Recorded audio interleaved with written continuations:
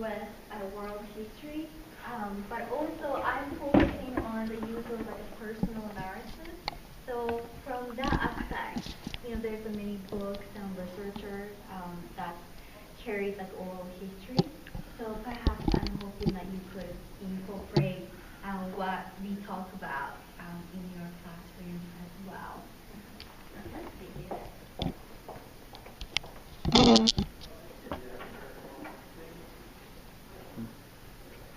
You,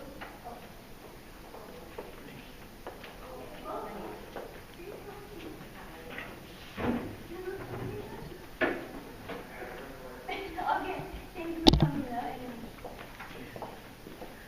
All right, so we have language, art, world history, and what do you teach? Business education. Business education for secondary, for high school? Yes. Wow, that's good. All right, so I think that for language art, as we were sharing how it writes it in the world history, and since it's a personal narrative for a literature person, there's many reading materials that is available. Business, but I think that big sense of the complexity of international relationships, I think has a lot to do if you talk about international business. All right. So welcome. Thank you for coming. So today the title of the session is Discovering the Silent Forces, Teaching about Japanese Interment Camp Through Personal Narrative. So this was my original plan. It's still the focus, but as I developed the presentation, I started seeing different things in order for us to fully understand what was going on inside of the camp and people's mind who were in the camp. We kind of have to explore what was going on around them. So I kind of included more stuff than what exactly happened inside of the camp. But bigger, overall, I hope it's make more sense to you and provide us a good, good way of making the meaning, right, of what was experienced for them. All right, and if you have any questions, please jump in and let's make it conversational. All right, so what is social studies and history education for? And I know that many of you are not social study person, but how do you think? Do you have any thoughts as a social study person, or you gonna if you are teaching world history? Well, everything's connected, so you don't know about your surroundings and what happened in the past. You can't really process what's going on now. Right, right. So perhaps the connection across the time and space may be a major thing. I think that one of the things that we can learn from the history or emphasize in history learning inside of the class or outside of the class is learn from the past and how we use that learning or wisdom and mistakes so that for us to make a better decision in the future or right now. And I thought about how I learned about many of the history events, especially related to the World War II. Of course, I learned from a textbook, but Japanese education tends to be, I'm from Japan, and it's very book-oriented. So as much as I learned the factual information from the textbook, many of the things that made me really, really think about that war event was my grandparents' war story. Both of them served in the Japanese military, and grandmothers, they lived in the war-torn Japanese land. So those were actually the things which made me really, really think, what does it mean to have a war or be a part of the war, and what people do experience. So from that aspect, I thought the personal narrative is a very strong, have strong power to not only reach students' mind, but then also their heart as well. I think that sometimes the factual information, the date and place, and how many people died, it's important information. But I think it does not make significant meaning unless that those information are personalized and somehow they were able to connect to that information. So I think that use of personal narratives or primary sources like pictures and movies are very, very important in an effective way.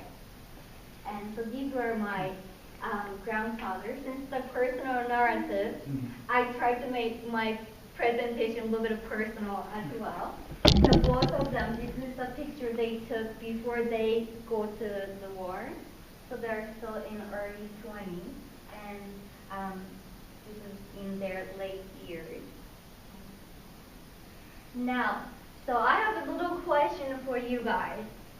When you see this, okay, as a student, I know that you guys are teachers and teachers to be.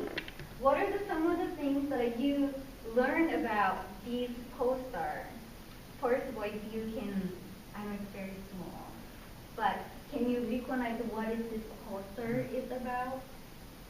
Or yes? Telling them to go to the camp. Yes, exactly.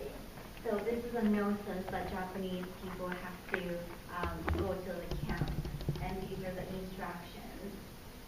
So if you can kind of recall what you learned, how you learned about Japanese internment camp when you were a student, what are some of the things that you can recall, if there were any? I think I learned one time about a couple that was split up. Okay. A married couple who were split up into two separate camps. And Okay. I don't remember vividly because I think I was in like 6th grade, but I'm recalling something along those lines. Okay, so it was a personal story. Good. What are the other ways that you think you may have learned, or you can remember you learned? I think I mostly just remember photographs. This stuff with me more than the actual facts about it. But because I remember the photographs, I remember the depth of the situation. Right, okay. So do you remember certain photographs? I do. It was a photograph of Japanese children looking from behind the fence. Okay, yes, yes. And why do you think it kind of stuck with you?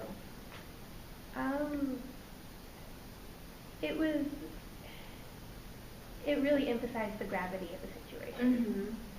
Just there's something about photographs taken, primary source, photographs taken from the exact moment that makes you recall those more than just the facts that you memorize from the sheet of paper. Yes, yes. So once again, we are kind of coming to if you can make a personal connection, it sticks to the student's memory and thinking as well. I remember, if I can share one quick thing, I was taking a constitutional law class in Washington, D.C. as part of an internship program as an undergraduate. And I'll never forget, it was late 1980s, and the professor was defending the decision of Franklin Delano Roosevelt to encamp the Japanese, and thinking it was a constitutionally valid thing to do and necessary. And I remember being so stunned that, anyway, there was a seminar of like 12 people, the kind of faculty member that you did not ever challenge. It was like what he said was right. And I couldn't help it, I had to. So I had an argument with him, and after class, I was saying, well, you're definitely going to fail the class. I don't care. But anyway, it was so stunning that at that late at night, people were still articulating a defense of what was done. And it was still a few more years before the U.S. government officially apologized and made reparations. But anyway, But it's true, sometimes, for instance, Japan have not made like official apology for invading other countries, and it takes forever. And there's always a fight over if Japanese textbook use expansion versus invasion. And after Chinese. Exactly. So it's amazing sometimes things does not change and seems to like it should have been moved much faster, but it's some stuff just kind of stops right there. So you guys are teachers, right? So let's pretend when you were the teachers back in the day, and you were in a classroom, and down the street, this notice goes up. What would you feel? Especially, let's say you're in California, San Francisco, or Seattle, right? So you definitely have a Japanese student, Japanese American student, as your student, as a chunk of student body. And this went up. And kids are going to come to your class next day. What are you going to do? Well, I think really for the time and what was going on, then you tell them they have to go to the camp. Mm-hmm. Because that's where you're supposed to go. Mm-hmm. I mean, I don't know, I guess I don't look at it as such an evil thing for the time Mm-hmm. because of the war. Right. So, how about others? Yes. I think just, it's hard to say how I would think back then, but, just from the perspective of an African American whose treatment in this country has been very shameful, I was always taught this in the context that there are other races or other people who were also treated very badly, Mm-hmm. and this was one of them. So, I mean, I would think if you had a classroom of Japanese American students, I don't know, back then they would be in the same classroom with Mm-hmm. African American students, but you would have to show, some sort of empathy towards that Mm-hmm. situation. Right. So I think that that's a difficult part, right? Because you don't want to get in trouble as a teacher Right. or in a society. But at the same time, as an educator, you do have these children who are still not sure what's going on in the society, or do have immature thinking process of what's going on and what is right. So what was interesting is one of the primary sources that I found is a teacher's note from the Seattle school, January 1941. So teachers have to say, so what are we going to do? Now this national order went out, and at the school, how are we going to talk about it or present to the students? So let's take a little time for you guys to read it. Can you guys read it? Okay.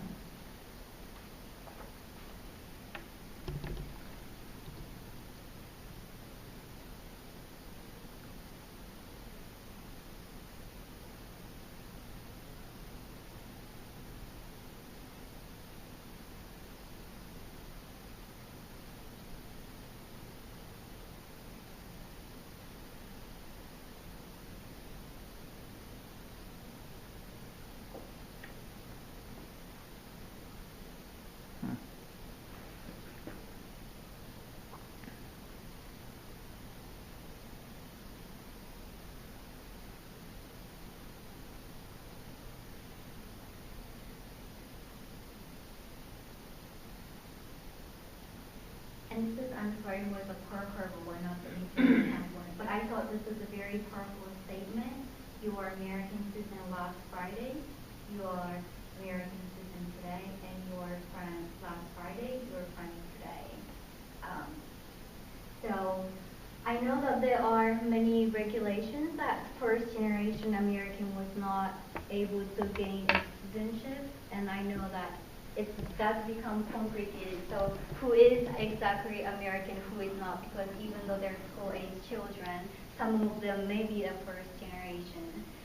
So it may not completely apply to everybody, but the message is, right, like everybody's American.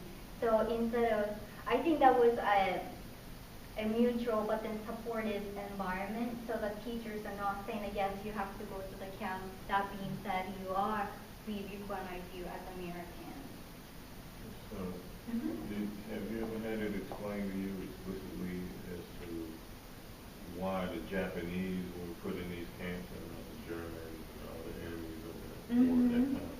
Right. There are some literature that talks about the racism aspect in terms of looks.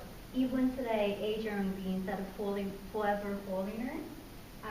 So it's very interesting if you think about it. I do have friends who is, let's say, like a third generation American Vietnamese, but she always gets to ask, like, where are you from? And she'll say, oh, I'm from Houston. But then everybody says, no, where are you from? And like, I'm from Houston. You know what I mean? So there is a difference. I think it may be a little bit difficult for society to accept, even though there are generations of, have long history in the U.S., but they're always seen as outsiders. But I know that it wasn't a scale of Japanese internment camps, but there are a small group of Germans and Italians who were also put in the camp, but then it was not the scale of the Japanese internment camp. I think it's such a great question. I mean, it's like it demonstrates the racialized history in such a provocative way. Yes. Because you're right, there was a discussion about Italian immigrants and German immigrants in the Northeast, Pennsylvania, Philadelphia, New York, Boston. But I don't even think they were encamped. I don't know the detail. It was very minor, and it was like immediately stopped because they were seen. And these are first generation immigrants. Some of them are naturalized citizens. They're exactly the same. Members of my family who were, just come to the United States. Right. But they were never suspects. Yes. So it's deeply racialized. Yes, and also to contextualize as well, it's kind of, I do have the slide kind of toward the end, but if we can jump to that. The situation in Hawaii was interesting too, because, Pearl Harbor is in Hawaii, but back in the day, I think more than half of the population was Japanese American. So if the same rule in West Coast apply to Hawaii, where they're the ones who got attacked, all the half of the population should go to internment camps, but there were no internment camps in Hawaii. But there's this humongous amount of Japanese population, just like everybody else. So what was that, is it about being the Japanese or being the West Coast or, things like that? And one of the literature I read, the difference between Japanese Hawaiians or Japanese American who is in Hawaii and Japanese American who was in the West Coast is oftentimes those who were in the West Coast had more property and business success as a farmers, and they had a humble beginning, but many of them are becoming more successful. So in another sense, it's more threat to mainstream class. On the other hand, in Hawaii, majority of them were blue-collar workers, still working at the sugarcane plant and pineapple plant. So they were not a plantation owner whatsoever. They were still the low SDI, blue-collar population. So that could explain for those who are in mainland, who had the business, who is starting to establish themselves in mainland, and let's put them away, while those who is still doing a field work, doesn't matter the nationality or where they're originally coming from, they can still be out working for U.S. economy. So if there is a conflict. I know that in Hawaii there were discussion about putting first and some of the second generation Japanese Americans to Molokai Island. This is one of the smaller islands, and just kind of, and gather them there. But I know that regulation did not pass. So we will be talking about different perception of internment camp and Japanese American experience, those who are in Hawaii versus on the West Coast. And it's very interesting how those are very different. So this one in Seattle, so another example of how teachers are kind of present in this situation is the same thing, emphasizing American citizens.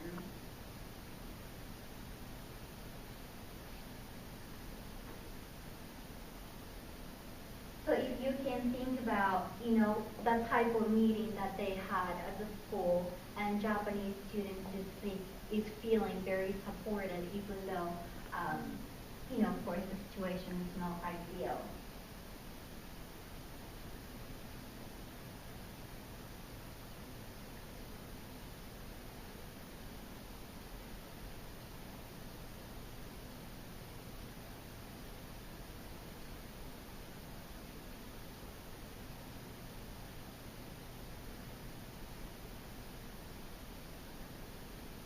And it's very interesting how they're so proud while they are being mistreated.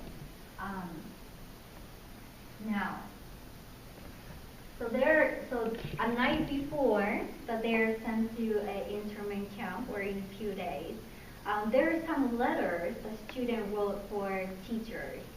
And can you guess what are some of the things they may have said to the teachers? So, let's say I'm the one of those Japanese kids. I'm going to go to the camp and I'll come to you with this letter because I'm going away. And what may have said in it? I'll miss you. I'll miss you. I think some of them might have been concerned about their grades. Yeah. So things like that, surprisingly, they're more personal rather than situational. So saying thank you very much for being a wonderful teacher. But another common thing is they would like to keep up with their studies, and many of them are thinking that they'll come back at some point.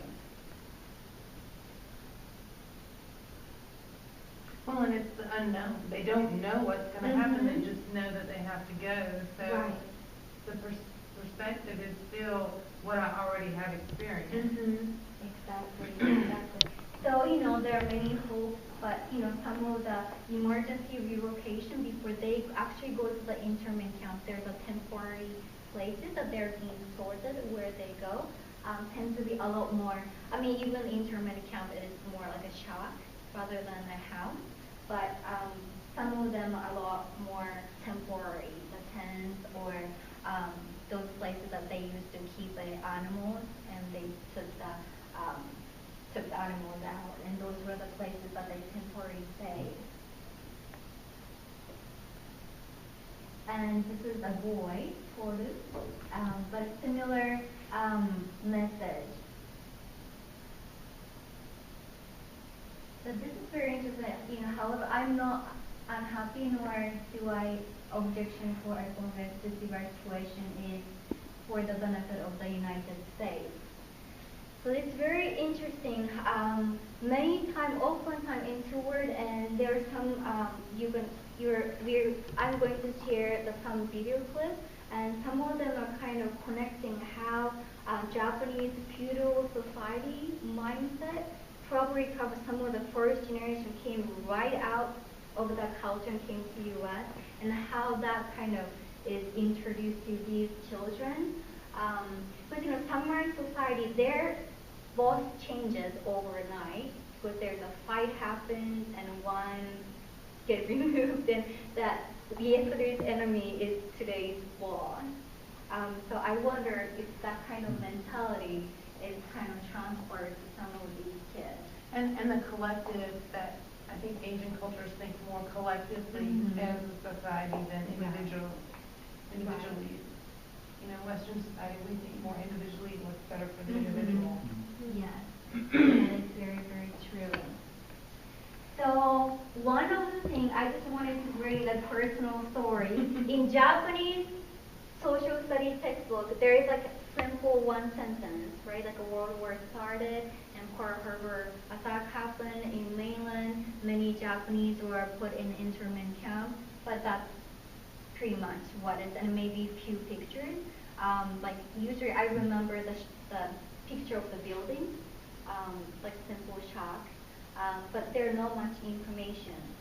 The time that I really came to think about this, like what was this, but I don't know, but it seems like it was a significant thing, was a Karate Kid, not the recent one, but the old version, not the Will Smith's son one, but the Daniel San's one.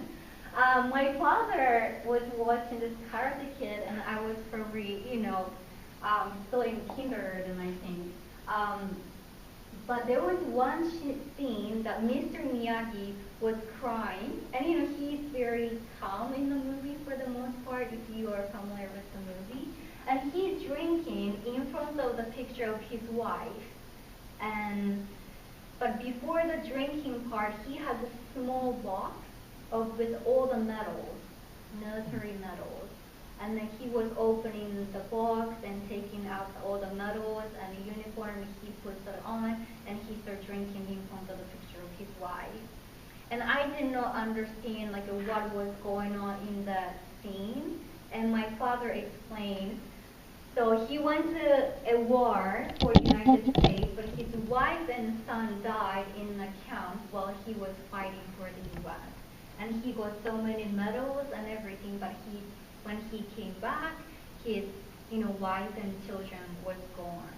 But he went there to prove that they were Americans, to have American life. But so it's the irony of war. There's no guarantee, but that was something that he was really, really grieving. So I thought that was my no real person, but actual kind of personalized narrative of the struggle of Japanese Americans who actually lived the situation. And it's not as simple as you go to the camp and then come back and everything back to normal. Then I got the sense of, as even little kid, how things are so complicated. And the Mr. Miyagi, this guy, in real life, his name is Pat Morita. And what is interesting is when he was little, he actually was in the internment camp. So we think that it's somebody else's story, but actually if we start paying attention, there are individuals that we recognize, but who actually spend their time in internment camp.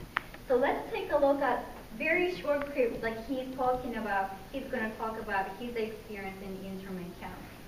The war was on, and so I was escorted from the hospital by an FBI guy to join my parents at an internment camp in the middle of Arizona. And what do kids know about wars? I was happy to be walking. They said this kid would never walk. And I felt like I was some kind of big deal because an FBI guy carrying a piece, being escorted, The first one we were in was called Gila, G-I-L-A, as in the Gila River. It was called the Gila River Internment Center. Well, Uncle Sam and we Americans, we like to use euphemistic words or invent words if we think certain other words are too harsh. So they called them relocation centers. They were America's versions of concentration camps. Anyway, I went there. I stayed about a year and a half, and we moved from Gila to Tule Lake.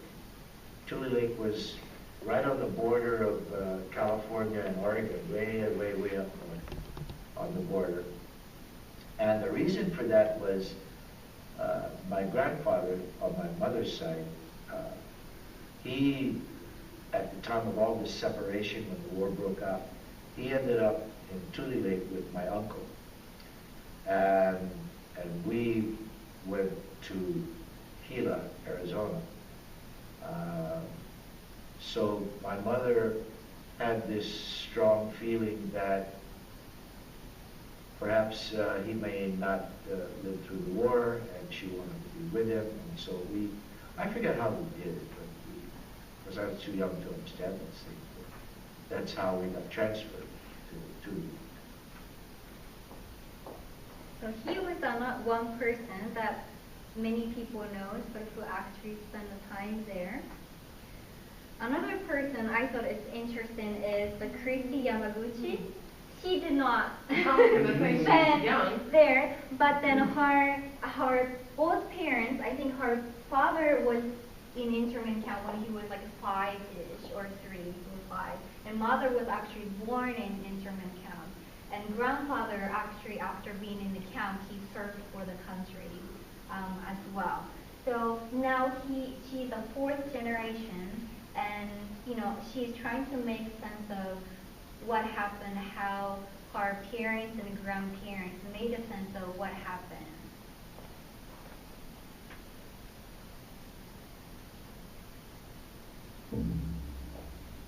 Now here's your grandfather, Staff Sergeant George Doi, serving in the American military during World War II. America treated Japanese Americans with suspicion and disrespect, unfortunately. But over 16,000 of them served in the American Armed Forces with incredible distinction during the war, simultaneously. Only in America could these two contradictory realms of performance obtain. It's so strange. That handful of Japanese American soldiers won almost 10,000 Purple Hearts, 5,000 Bronze Stars, Silver Stars, and Distinguished Service Crosses, and 21 Medals of Honor. All the while, 120,000 of their friends and relatives were in these relocation centers. So strange. So schizophrenic of our country. Yeah. As President Bill Clinton said many years later, and I quote, "Rarely has a nation been so well served by people it's so ill-treated." Mm-hmm. I think it just goes to show just the loyalty that they really wanted to show the country. Mm-hmm. That despite the fact that their families were basically incarcerated at home, they were willing to go and fight in the war and prove, their American citizenship. And I think a lot of some of the stories and things about my grandfather, we're so proud of what he did over there. And with another battalion, the 442nd, that is so decorated.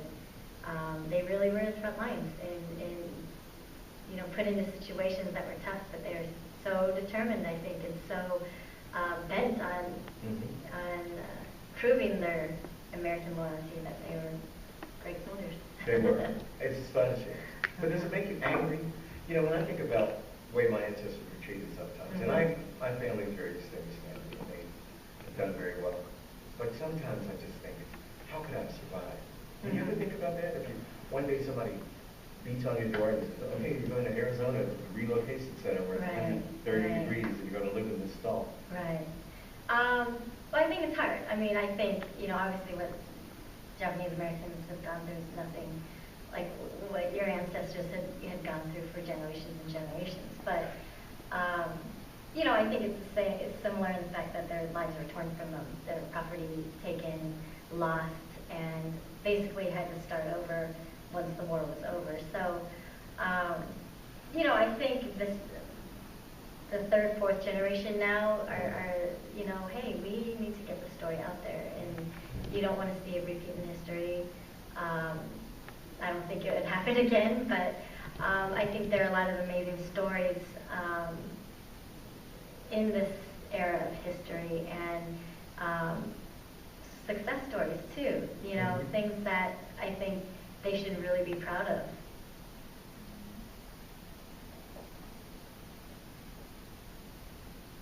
And another person is Joji Takei. And I'm trying to see the clock. All of these are interesting. So what I would like to do is I'm going to skip some of the clips, but if you're interested in, please give me your email, and I'll try to put that in Dropbox, so perhaps you can take a look at it. So Joji Takei is another one who went to an internment camp, and his family needed to sell everything in a few days, and some of the highly valuable stuff that they put in the storage, and they paid all the money to keep it throughout the time they're in internment camp. When they came back, everything was gone.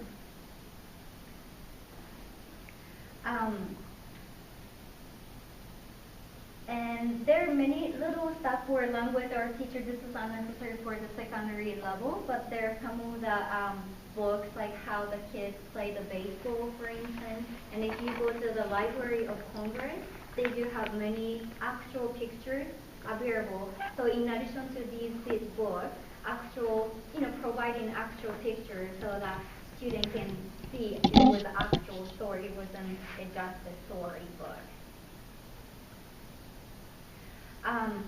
So it seems that I explore different narratives of different people, and there's 4 ways of how Japanese people reacted to this internment camp situation. One is following the order. Yes, this is the order, so we're gonna follow the order. And there are a group of non-Japanese persons back in the day who were married to Japanese individual, but they were not Japanese, so they didn't have to go to the camp.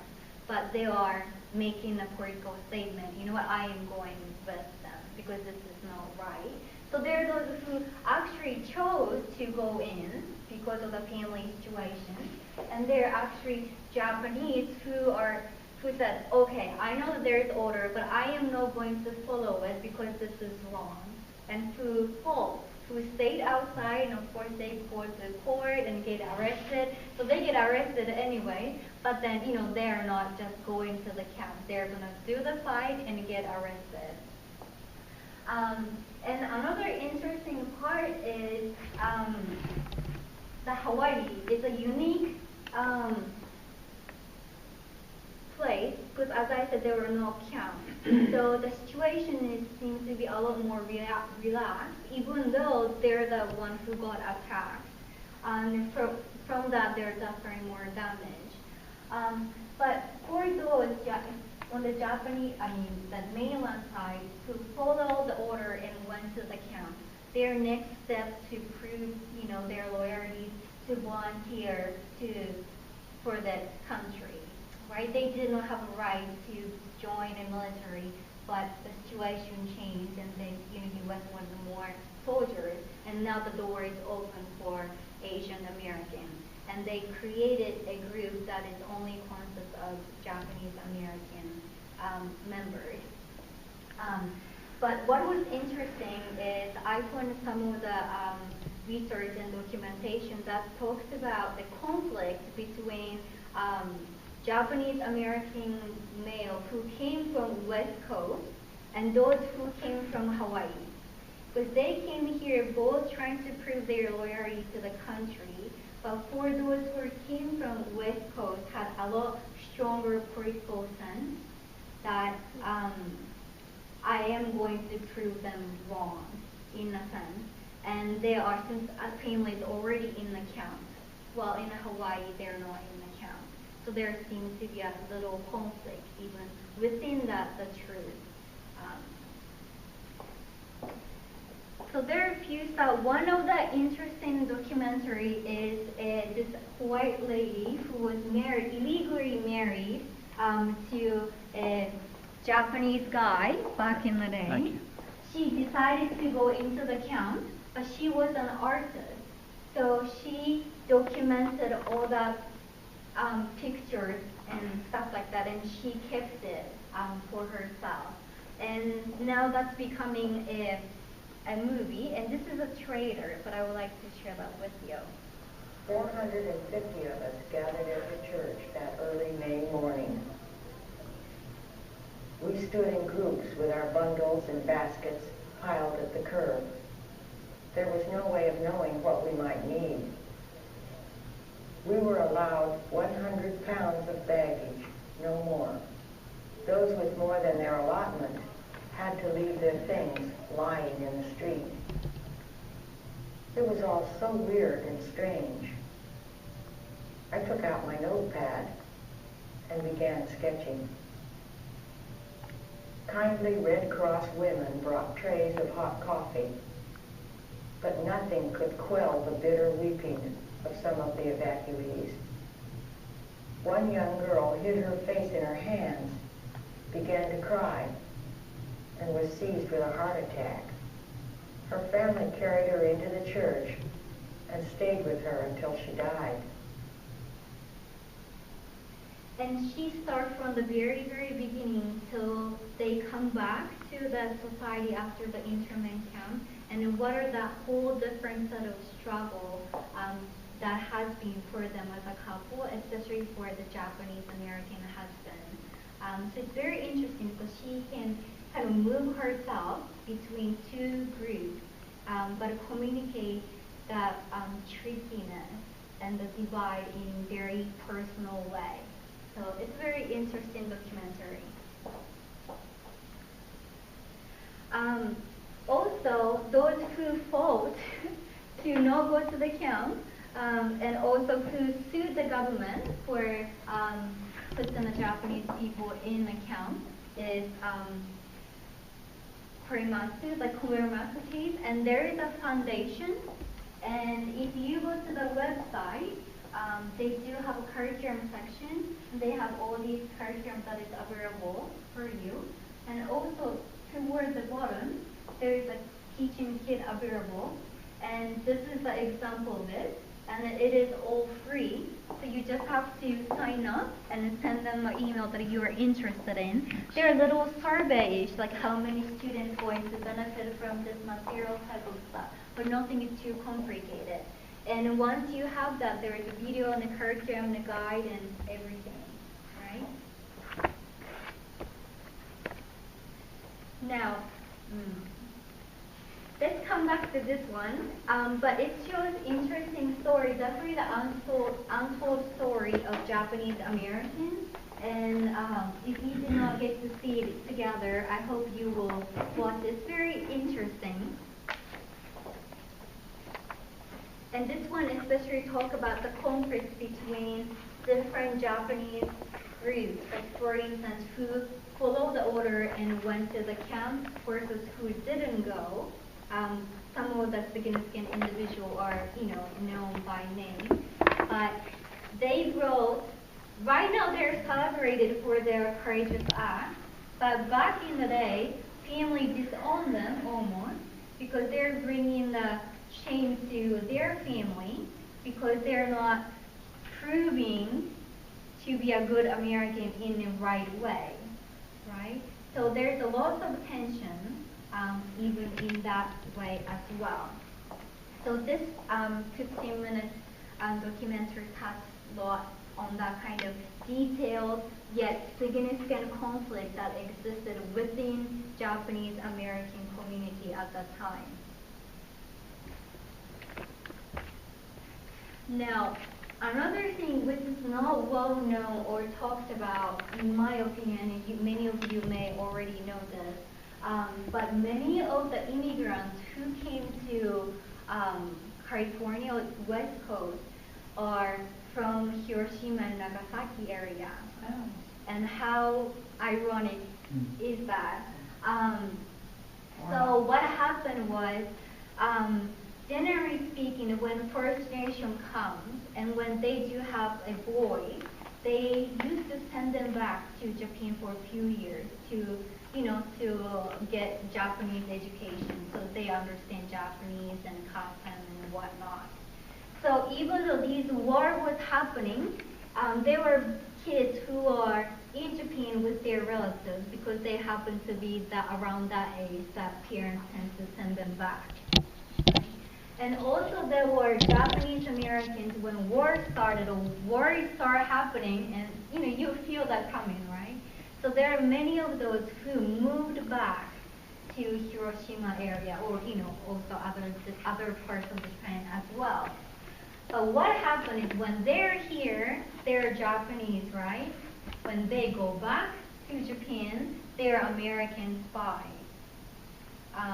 And first generation, they're Japanese born, Japanese American or Japanese. But then there are second generation or third generation who are actually American born. Then Japanese community are not welcoming them because they speak more English than Japanese, if it makes sense. So they're not belonging to anywhere and being discriminated against by everybody. And what was even more sad is Hiroshima and Nagasaki was the destination of dropping of atomic bombs. So they suffered, but many of the second, third generation are those kids who wrote the letter to the teachers. So they never really seen Japan before that. So in their mind, they are Americans. So for them to be like, okay, if I say I'll be sent to the camp, so I'll go out. Now they're dropping this crazy bomb on us. And that struggle of how to make a sense of what's going on and what is happening to them is beyond the imagination. What is even more crazy is for those, many of them died during the atomic bomb. But there are those who survived, we say around 3,000-ish. So many of them, Japan is totally destroyed after the war, especially in the area they are in. There's no assistance coming in, and they're waiting to die almost. So, so in Japan, they're trying to become Japanese, right? Pretend and behaving like Japanese. After war ended, many of them decided to bring their American side back and approaching the American soldiers and signing up to be a part of American military so that they can find a way to coming back to U.S. Because food shortage was very critical in Japan toward the end of the war. So there are not much things to eat, not much medical things. So if they could have come back, perhaps there was a good way. So many of them came back as a part of the U.S. military with the uniform. But it's a complicated story, and now they come back, but they never be like American, right? After all these traumas and struggles and playing with identity. But we still say there are around like 1,000 hibakusho, the survivors of Hiroshima and Nagasaki, kind of came back and still around. They're getting older, definitely. So number may be changing quite a bit, but they're still around, and there's some documentary. I hope someday I can translate, but the interview following a group of Japanese Americans who exactly took this path, and many of them are back in California and Seattle area. They do not talk much about it, but it's definitely a significant story, I do think. And one last thing which we do not often talk about is, so now, if you think about it, if you're in the big family of, a couple of decades ago, if there are 5 boys in the family, 2 of them happen to be back in Japan when the war happened, and then 3 boys are in the U.S. with parents at the internment camp. 3 boys will volunteer to fight for U.S. to prove their loyalty and to be safe in U.S., right? Those 2 boys who happen to be in Japan try to prove they're Japanese by joining Japanese military to avoid the discrimination. So this is the actual documentary, but the family who end up having a children who is in both countries and actually fighting face to face against the siblings. Not because of that, I hate you or I disagree with you, but the context brought them to that place. And let's see the trailer.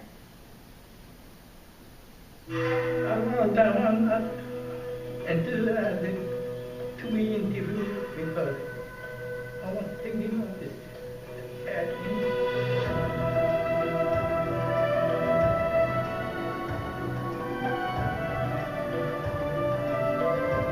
And so I was considered American in Japan.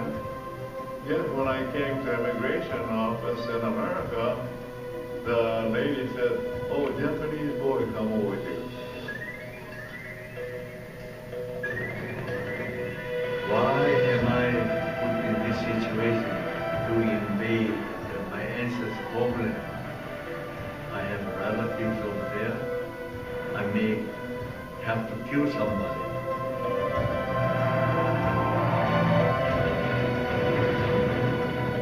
We did that, I remember that. And to come and to see the point. And one of them was my brother.